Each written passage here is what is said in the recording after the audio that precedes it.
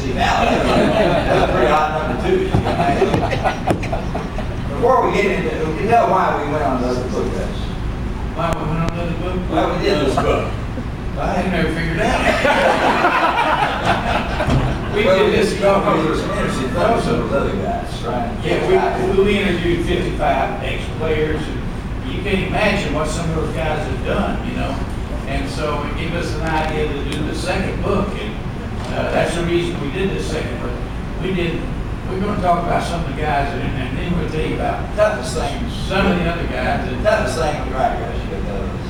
The toughest thing is trying to pick out 30 guys who are selected for this spot. And everybody's always asking, why didn't you include so-and-so and so-and-so? And we say next volume. So that's the good thing. Before we get into talking about that book, though, I want to say something about the great tour guides today. Jamie and Carly. She's an intern, believe it or not. Imagine what somebody working here full-time would know about that. Chris Fuller didn't know as much as he, but he's over here, Chris Fuller, director of marketing. Wants to introduce Chris.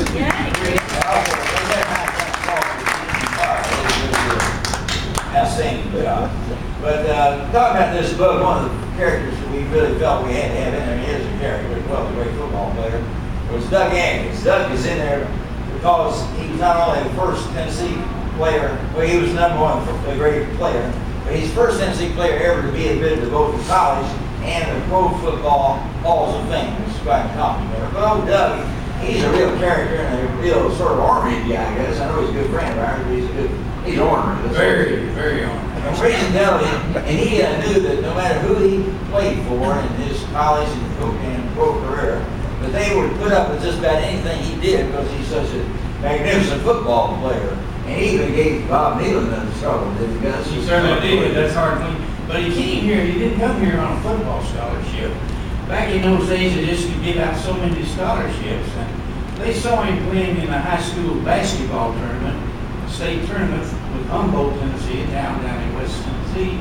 And he was just unbelievable. So they had to give him a basketball scholarship to get him up here to play football. And he never let them forget that. They wanted to tell him to do something, the football player. He said, oh no, said, I'm here on a basketball. And he was that way on the professional life too, because he knew that the Chicago Bears weren't going to keep him off just because of some ornery things he did. And he just loved to torment his coaches. And the coach he enjoyed tormenting the most was George Hallis, who was the legendary coach and owner of the Chicago Bears. And one time there, I just showed you how he could treat people and how he mistreat people in this case. They were having their Chicago Bears training camp down at a little college in Indiana during the summer. And they had their dormitory rooms, and all the Bears were pretty upset because somebody was getting in their rooms and stealing their billboards. Actually, they didn't like that at all. They couldn't find out who it was, so they nicknamed him the Phantom. Everybody was on the lookout for the Phantom. But one night, Atkins got word that the dormitory that evening would be entered by George Hallis himself, the head coach of the Bears. He was going to conduct a bed check and come around to all the dormitory rooms to make sure everybody was in their bed. So Atkins knew he was coming down the hall. So what he does, he puts his helmet in his bed and puts a blanket over it, and then stands over the corner and turns the light out. So observers a curfew. Here's old George Hallis comes in the room. He's about 55 years old at the time. And he comes over to where Atkins' bed is, make sure he's in there observing curfew. And all of a sudden, old Atkins springs out of the corner, puts a bear hug on Hallis, just tosses him down on the floor of the dormitory room. Poor old Hallis, he's all shaken up about it. He says, Atkins, you know good so-and-so. You knew who I was. Atkins says, yeah, I knew who you were, Coach. I just didn't know you were the Phantom. Just the opposite kind of person from what he was. Just a real gentleman of the old school, Hank Larcella. Hank Larcella came out of Holy Cross High School in New Orleans. He was a gifted single-wing tailback. And to be a single-wing tailback, you had to run, pass, and kick. And he excelled at all of it. He was a wonderful football player. He was an All-American here in Tennessee, led us to our national championship in 1951. He's just a wonderful football player. He was often very active in politics down in New Orleans. He served in the legislature there for 20 years, and he was one of the guys that was instrumental in New Orleans getting the Superdome built there. while he was in the legislature. And of course, he married a girl who was a co-ed here on campus, and she too was very popular here on campus. She won practically everything. Betty Carr. Betty Carr out of Cincinnati. She was a mortarboard student, was a homecoming queen. She won everything here. And he married her, and they had 5 children. 5 children. 3 of them graduated from Harvard. Well, that's the 3 that couldn't get in Tennessee. And they had one went to Tulane, and then they had a playboy. He was a skier, and he went to the University of Colorado. But they're still big in the land business in the New Orleans area. They build shopping centers, hotels, what have you. You had me driving down through the town of Gate City, Virginia, back in the middle 50s and pulled into really a shabby looking filling station. The man that came out to clean your windshield very likely would have been Jim Haslam, founder of the Pilot Oil Company. Most people think the first Pilot Oil station down here at the corner of Cumberland and Volunteers is called now.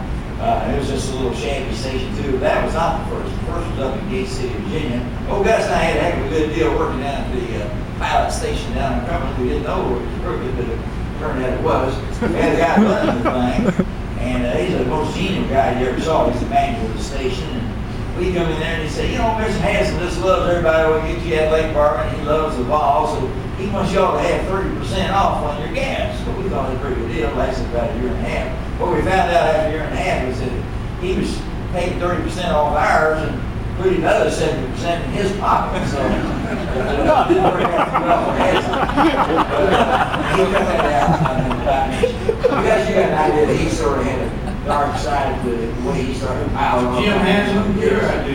Sure I do. True story. You know, back in those days, General Nealon had to be in charge of the book room. Well, they had to check, all the athletes had to check the books out with the idea that they would return them at the end of the quarter, the semester, or what have you. One guy that never returned a book was Jim Haslam. So I got to figuring after that Pilot Oil got his start, that how that got started. He'd sold all those textbooks that I issued to him, and Well, you better forgive him though for that now, aren't you guys? well, you know, I had to forgive him when he gave the university $32.5 million. I had to mark paid in full. How many of you know Dr. Bob on TV? Dr. Bob that's on WPIR. How many of you know he was a former Tennessee football player?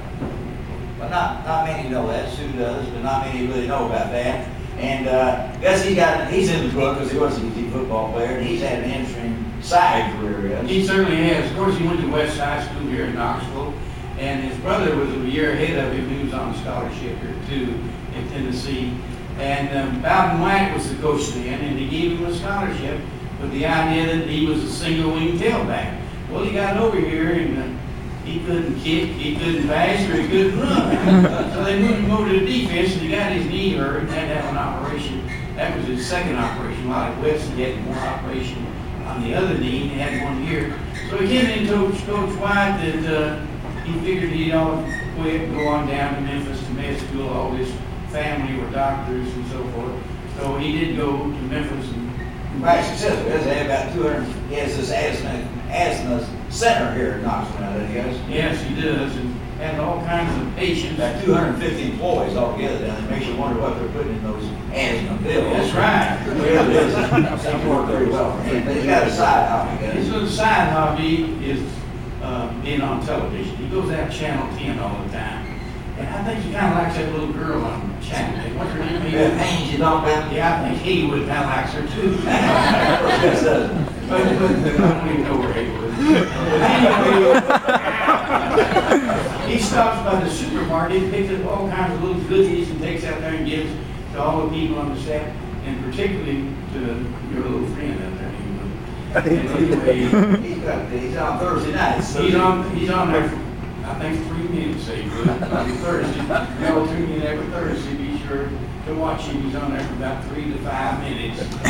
But he's got a big program on national program on Saturday, and he has other positions. On Public service. public service television, what it's called. He does all the country, all the world. All over the world. He does a great job of that. He's a great supporter of the University of Tennessee.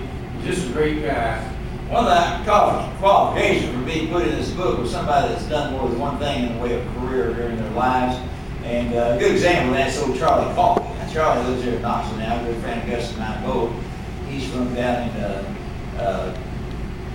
what town is that, Gus? It's Shelbyville. Down in Shelbyville. Well, anyway, he was the head coach of Virginia Tech in football, and then he left there and went back down to his hometown of Shelbyville and started Nationwide Express shipping company, which you probably see out on the road an awful lot. He's done extremely well. He's always, then he retired up here in Knoxville. He's always trying to make an extra buck with it, he does. He certainly is. He usually does. Then he did a crazy thing trying to do now to make money.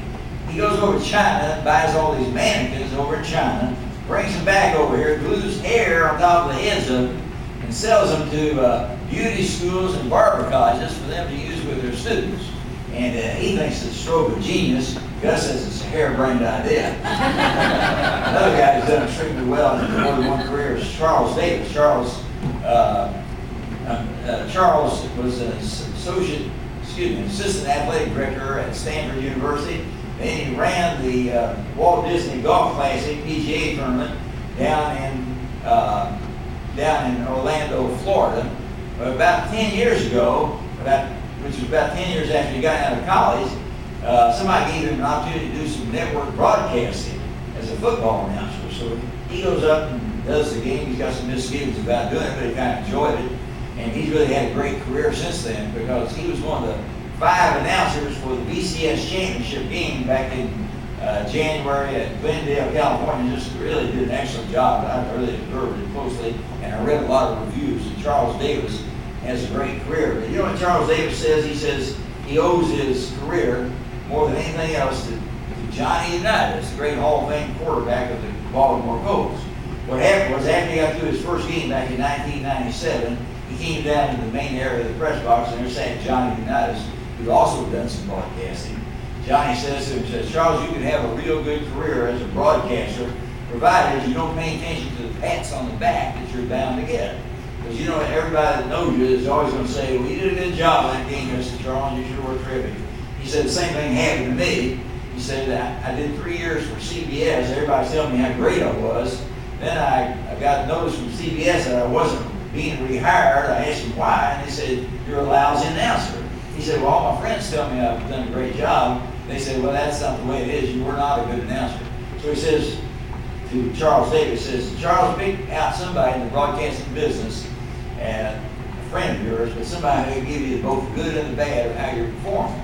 So that's exactly what Charles did. And he meets with Jimmy Raven, who is head of the Lincoln Financial Services broadcast division over in Charlotte, North Carolina. They meet every couple of weeks, and they go over to Charles' broadcast, and Jimmy